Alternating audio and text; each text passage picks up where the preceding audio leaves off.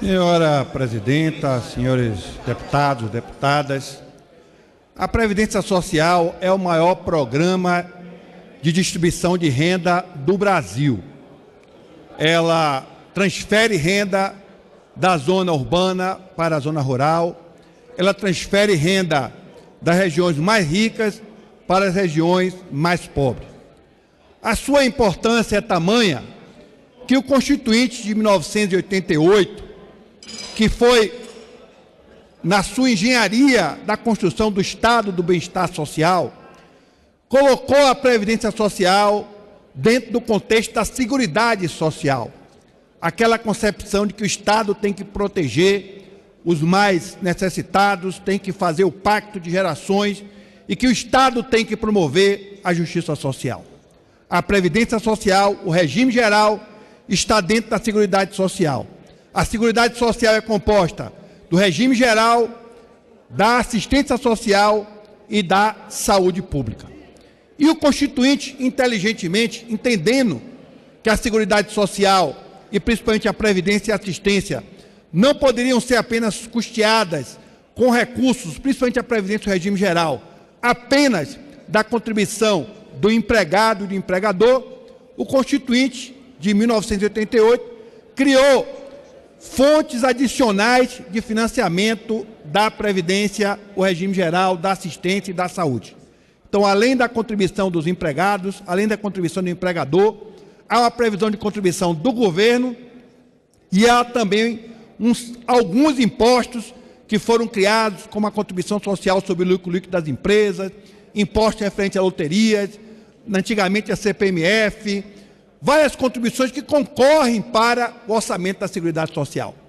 Até o ano de 2016, a Seguridade Social era superavitária no Brasil.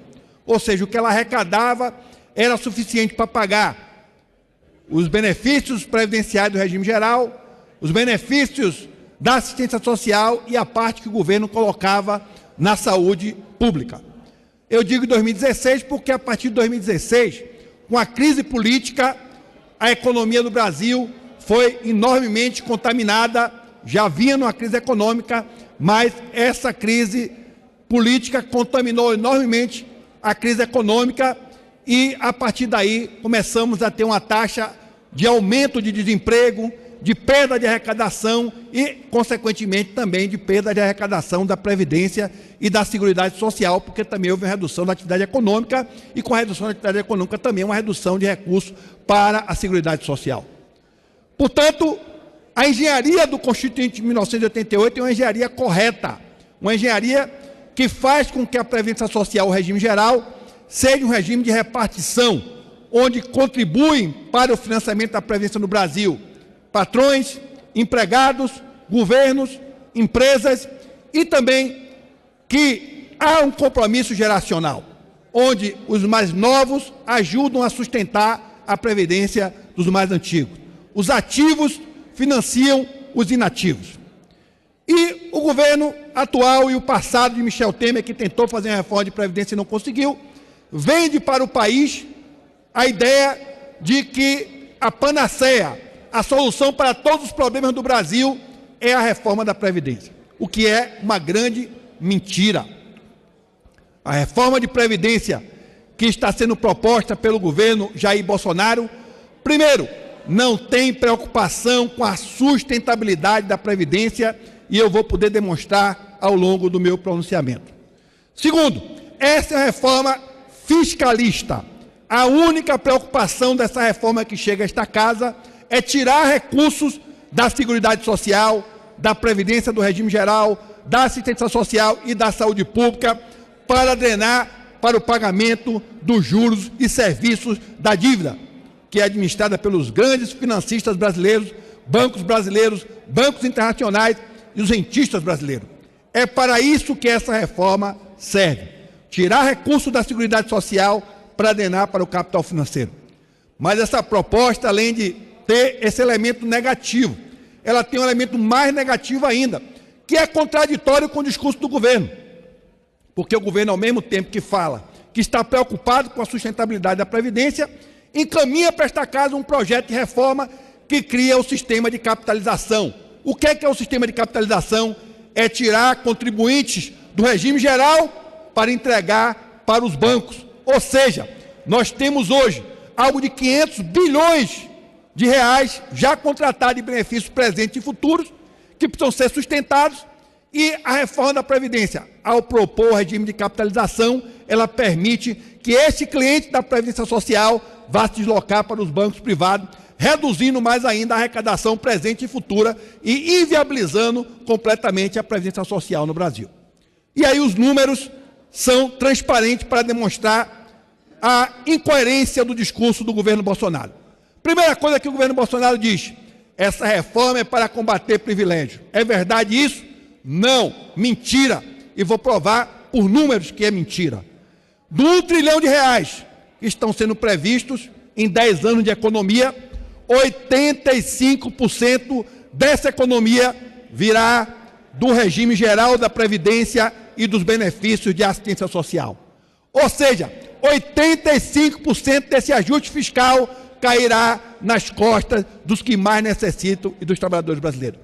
É importante registrar que 80% dos benefícios que são pagos pelo regime geral no Brasil vem daquela massa de trabalhadores que ganham até 2 salários mínimos.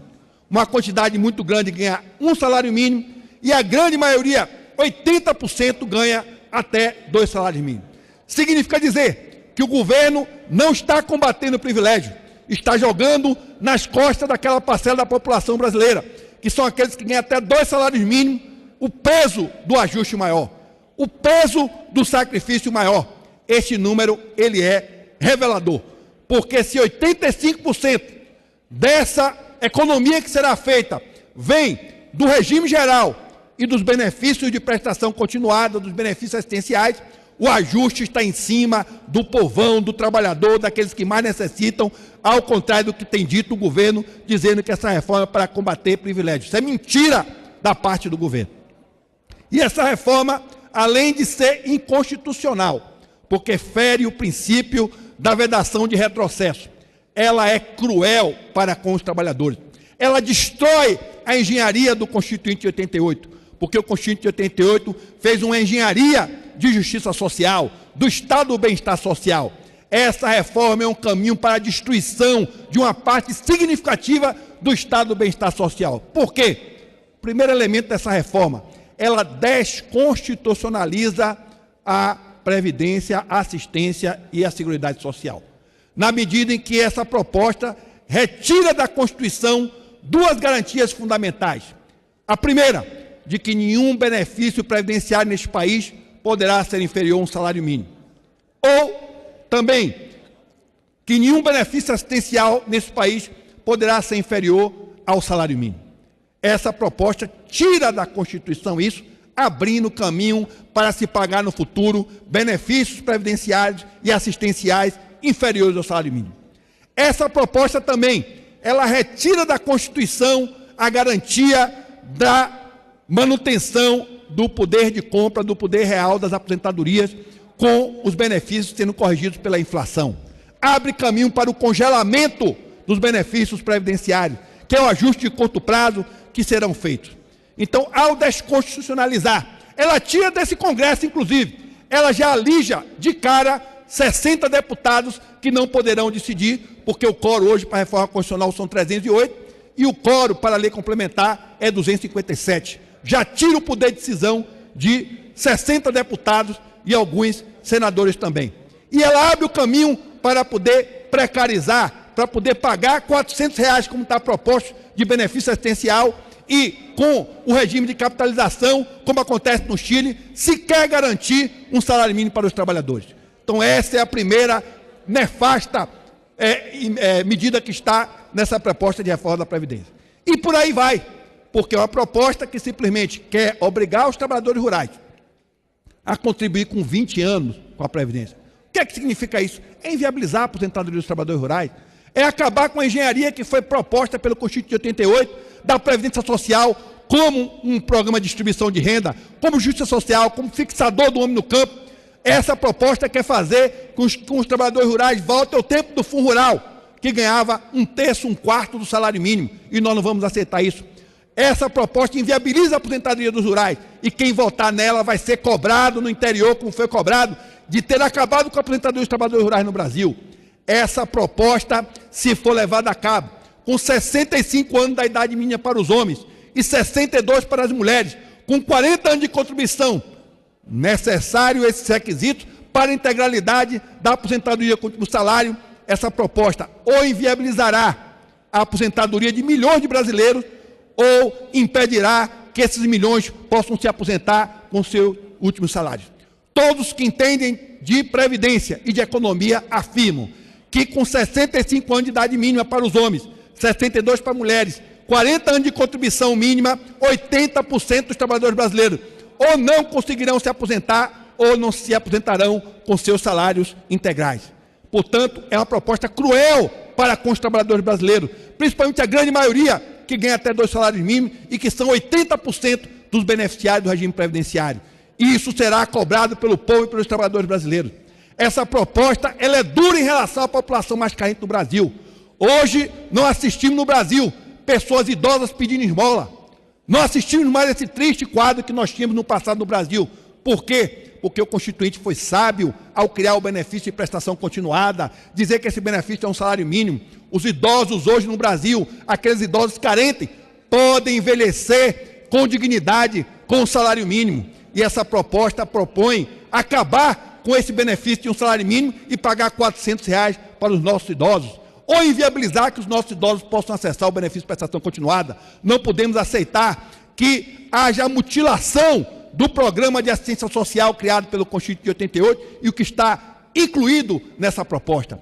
Essa proposta, que se implementada, porque hoje a Previdência Social, os benefícios previdenciários, mais o benefício de prestação continuada, mais o Bolsa Família, representa mais de 50% da receita dos pequenos municípios e mais de 30% da receita dos municípios médios brasileiros. Essa proposta vai quebrar os pequenos e médios municípios. A economia desses municípios circulam com essa distribuição. E nós vamos para a Câmara de Vereadores, como fizemos no governo Temer, fazer audiências públicas para denunciar para vereadores, prefeitos e população que essa proposta da Previdência vai quebrar os pequenos e médios municípios, principalmente os municípios mais pobres que estão localizados no norte e no nordeste do país. Não foi à toa que todos os governadores do Nordeste tiraram um documento contrário a essa proposta, porque sabem muito bem que essa proposta vai arruinar a economia do norte e do nordeste, porque essa é a engenharia do Constituinte, a engenharia sábia, que entendeu que o norte e o nordeste do país é a região mais pobre do país e, portanto, a Previdência Social é um fator de distribuição de renda. Essa proposta ela é cruel para com o Nordeste, para os pequenos e médios municípios. E essa proposta, para concluir essa etapa, para poder dar uma parte ao deputado Ivan Valente, além de todas essas maldades propostas por essa proposta, que quer inviabilizar o auxílio doença, que quer inviabilizar o auxílio por invalidez, que pune a viúva quando morre o seu marido, que vai ficar só com 50% da sua pensão, que pune a família quando o trabalhador ele morre em função de uma doença que não tem vinculação com o exercício da sua profissão. Essa proposta, ela é a proposta do sistema financeiro brasileiro e internacional. Recentemente, um economista chileno veio falar sobre o sistema de capitalização implantado no Chile há 50 anos atrás. Hoje, no Chile, com o sistema de capitalização, 80% dos trabalhadores chilenos não conseguem sequer se aposentar com salário mínimo. E olhe que no governo de Michelle Bachelet foi feita uma pequena correção, porque o Estado não contribuía originalmente, juntamente com os patrões, para o sistema de capitalização. Vou dar, deputado Mauro. Que o Estado não contribuía originalmente, como também os patrões. E no governo de Michelle Bachelet, estava tão baixo a remuneração que o Estado teve que fazer uma pequena complementação para chegar ao salário mínimo chileno. E hoje, no Chile, você tem uma horda de idosos, famintos, empobrecidos, se suicidando, porque quando se aposentam não consegue sequer pagar aluguel e comprar remédio. Essa é a realidade chilena do sistema de capitalização, que tem 6 grandes bancos internacionais ganhando um rio de dinheiro para administrar essa poupança individual e a população e os trabalhadores chilenos empobrecendo. E é, como eu disse, uma proposta contraditória, porque ao mesmo tempo que se fala no buraco da Previdência, não fala que essa proposta vai tirar a clientela da Previdência para jogar para os bancos privados poder amealhar bilhões de reais de lucro com o suor dos trabalhadores. E para concluir essa etapa, eu diria o seguinte, que se tem um problema fiscal, nós temos que atacar o problema fiscal. E como é que se ataca o problema fiscal no Brasil? É fazer o imposto sobre o lucro e dividendos. O Brasil é um dos 2 países do mundo que não taxa o lucro e dividendo, não taxa as grandes fortunas, não taxa as grandes heranças. Este é o caminho de resolver o problema fiscal brasileiro. Com esse recurso, com a cobrança da dívida dos grandes devedores, nós podemos fazer o equilíbrio fiscal necessário no Brasil. Se tem correções a ser feitas, vamos discuti-las, mas não é o caminho proposto por essa reforma do governo Bolsonaro. Essa proposta é uma proposta fiscalista, que não tem compromisso com a sustentabilidade da Previdência Social no Brasil, que não tem compromisso com o Estado do bem-estar social, e é uma proposta que só interessa ao grande capital financeiro, que quer amealhar e tomar conta de uma parcela significativa deste mercado. Eu concedo primeiro ao deputado Ivan, depois ao deputado Mauro, depois ao nosso deputado lá do Pará. Deputado Ivan. Presidente, pode liberar o microfone do deputado Ivan, por favor. Deputado Nelson Pellegrino, queria cumprimentá-lo pelo seu discurso, parabenizo, porque você acertou no foco. Na verdade, quem vai pagar a conta dessa crise são os pobres brasileiros. E Vossa Excelência fez uma conta perfeita. Quem vai pagar a conta dessa crise ganha de 1 a 3 salários mínimos. 900 bilhões serão arrecadados pelo senhor Paulo Guedes desse povo pobre. 850 bilhões é o que está previsto, 850 entre Previdência bilhões. e assistência social. E eles falam em 1 bilhão e 100. Então é uma mentira essa questão de atacar privilégios e tal, até porque os militares, como todo mundo já sabe, por exemplo, garantirão paridade e integralidade. Nem todo mundo garante isso, todos vão ter um teto muito baixo, por sinal. Em segundo lugar, nós queríamos dizer o seguinte: quem fez essa reforma é um banqueiro, né, um especulador financeiro, é quem não sabe o que é uma professora ficar 40 anos em sala de aula, é quem não sabe o que é ficar no campo, na enxada, né, uma trabalhadora rural com 60 anos. Essa insensibilidade, essa perversidade, essa crueldade que se faz contra o povo brasileiro, com um apoio como se fosse unânime e não tivesse outra proposta a se fazer. Até acrescentaria as medidas que Vossa Excelência já colocou, né, claramente, acabar com as desonerações fiscais, com os refinanciamentos milionários que são aprovados nessa casa. Todas essas questões, taxação de grandes empresas, grandes fortunas, ninguém discute. Ou seja, ela é uma proposta que visa um mega ajuste fiscal. E por isso ela deve merecer a resistência de todos aqueles que entendem que os pobres não devem pagar a conta da crise. Muito importante, porque eu acho que os deputados, inclusive do Nordeste, como Vossa Excelência, sabem perfeitamente o que é que significa, em matéria de distribuição de renda, o programa da Previdência Social. É o maior programa de distribuição de renda do planeta e o seu aspecto positivo, que é incentivar o comércio, a indústria, girar a economia. Porque a impressão que passa, deputado Nelson Pellegrino, é que é o seguinte: vocês precisam fazer sacrifícios, como se gastar esse dinheiro, que é pequeno, não alimentasse a própria economia. Isso aí tem atrás o capital financeiro. Os bancos são os grandes capitalistas do capital financeiro. E só finalizo dizendo o seguinte: o senhor Paulo Guedes é um Chicago Old Years, porque ele queria aplicar o mesmo que o Pinochet fez. E hoje, trabalhador no Chile ganha menos de R$600 de aposentadoria. Por isso, nós vamos resistir aqui, e o povo brasileiro está tomando conhecimento, está fazendo as contas. Vamos derrotar a reforma da Previdência do banqueiro Paulo Guedes e de Bolsonaro. Parabéns, deputado. Eu agradeço, deputado Ivan, incorporo o pronunciamento do meu discurso, deputado Mauro Filho. Deputado Nelson Pellegrino, eu quero primeiro contribuir com o discurso de Vossa Excelência em 3 partes. Primeira, as 2 últimas que Vossa Excelência acaba de colocar. Primeiro, no que diz respeito ao imposto de renda sobre lucros e dividendos. Na campanha presidencial, Vossa Excelência sabe que nós propusemos a reinstalação. Somente Brasil e a Estônia são os dois únicos países do mundo aonde não se cobra imposto de renda sobre dividendos. Uma determinada instituição financeira deste país distribuiu há poucos dias 21 bilhões de reais. 3 famílias receberam 9 bilhões sem pagar um centavo, portanto, e eu vou lhe dar agora quanto isso representa de receita nova para a União. Nós estimamos isso, a minha equipe inteira, significa 52 bilhões de reais ano, se essa medida vier a ser. E nós, inclusive, devemos propor nesta casa a instituição desse imposto para tornar essa distribuição de renda muito mais justa do que temos hoje.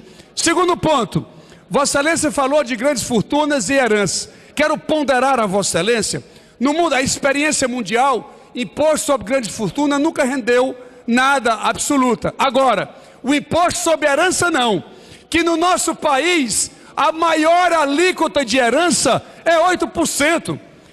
Somente 6 estados brasileiros cobram essa alíquota. A maioria só cobra 4%. A menor alíquota nos Estados Unidos, que é o país mais pujante do capitalismo mundial, a menor alíquota de doação é 20%. E a máxima, 42%. As pessoas, o brasileiro, precisa tomar conhecimento dessa diferenciação que lá é feita. E terceiro, e para terminar, contribuindo com Vossa Excelência, o regime de capitalização de contas individuais, o mundo inteiro usa. O mundo inteiro. Nós aqui no Brasil, aqui o governo federal, eu sou servidor público federal, nós já funcionamos no FUNPRESP. O que não pode é a proposta que o ministro Paulo Guedes está fazendo agora, retirando a contribuição patronal.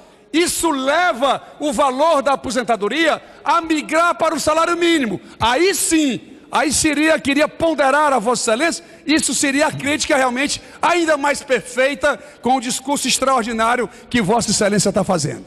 Eu agradeço a Vossa Excelência e diria o seguinte: quando nós falamos de imposto sobre grandes heranças, não estamos falando de 2 milhões, 3 milhões, que é o patrimônio da classe média. Estamos falando de milhões de reais, bilhões de reais que deveriam ser taxados. Em relação à questão da capitalização, já vários estados e a União faz o regime de capitalização, mas não essa capitalização de Paulo Guedes, que é a capitalização chilena, que é para dar dinheiro para os bancos, para poder desonerar o empresariado, desonerar o governo e deixar o trabalhador amigo. E, portanto, quero dizer que acho que caminhos existem para fazer o ajuste fiscal e para fazer as correções. Deputado, para a gente poder concluir. Deputado Nelson Pellegrino, lhe agradeço pela parte e parabenizo pelo pronunciamento de tratar o assunto da ordem do dia, que é a reforma da Previdência.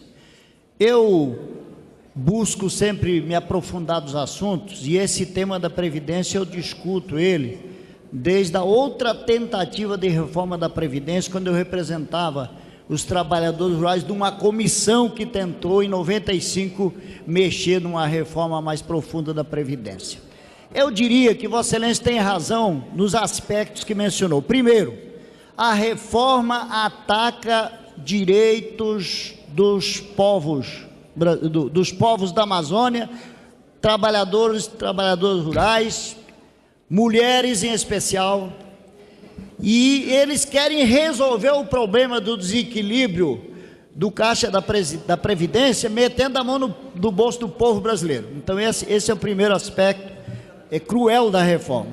O segundo aspecto que Vossa Excelência aborda é a desconstitucionalização dos direitos, para depois leis complementares vir ser aprovada de forma mais fácil. Então, eu concluo aqui dizendo a Vossa Excelência de que esse debate da reforma da Previdência tem que ir além do debate de situação e oposição. Aqui é dever de que foi eleito pelo povo em defender os interesses do povo e não ficar de bem com o governo e ficar de mal com o eleitor. Obrigado. Agradeço Vossa Excelência e concluiria dizendo: primeiro, é mentira que o governo está dizendo que essa reforma é para combater privilégio.